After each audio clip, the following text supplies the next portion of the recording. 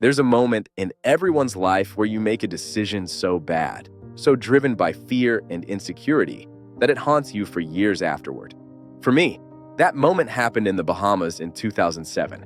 I was 24 years old, on holiday with a woman I was completely in love with, and I did something I've regretted ever since.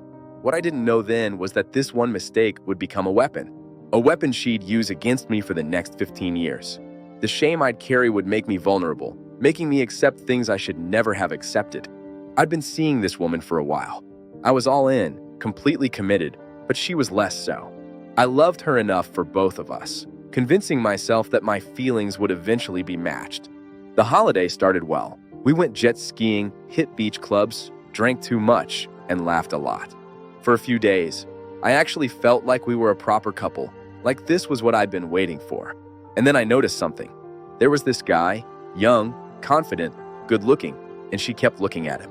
Not just once, not just a casual glance, but over and over, at breakfast, by the pool, walking through the resort. I could feel something tightening in my chest, and I started to spiral, all my insecurities flooding up. Was I being disrespected right in front of everyone? I felt humiliated, not just by her looking, but by what I thought it meant, that I wasn't enough. So I confronted her, asking directly, "Do you like that guy?" She denied it, said I was imagining things, but then she said something that made it worse. "Well, I mean, he's kind of attractive, I guess." And that's when I broke. I couldn't handle it. The embarrassment, the thought that this guy might know she was watching him, the fear that I looked weak, pathetic. So I did something I've regretted for 15 years. A few days later, I approached him. I told him she liked him, but I said she wasn't actually my girlfriend, just a friend I was on holiday with. I doubled down. No, just friends. She actually likes you though. You should talk to her. Then I did something even worse. I invited him to our hotel room, brought him right to the door, told him she was inside. And then I stepped out of the room and closed the door behind them. For 5 minutes, I stood outside while they were in there alone, because I was too proud, too afraid, too desperate to prove we weren't really together. And as I stood there, it hit me. What had I just done? When I went back in, she was furious. She said, "Anything could have happened. I was in a room with a stranger. What were you thinking?"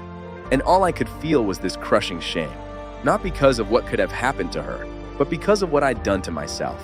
I'd essentially announced to this stranger that I was so insecure, so threatened, that I'd rather pretend we weren't together. We finished the holiday in awkward silence.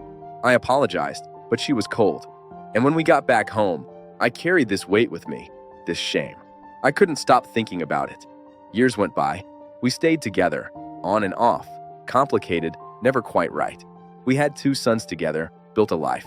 I told myself I'd grown, that I'd learned my lesson, that I was different now. But this shame would never leave me. And more than that, she would never let me forget it. For 15 years, I carried the guilt of what I did in the Bahamas. I thought it proved I was insecure, jealous, not good enough. And maybe I was, back then. But what I didn't realize was that this one mistake would become the foundation of something much bigger, a pattern I couldn't see. Because it turned out that holiday in the Bahamas wasn't the beginning of my insecurity problem. It was the beginning of hers.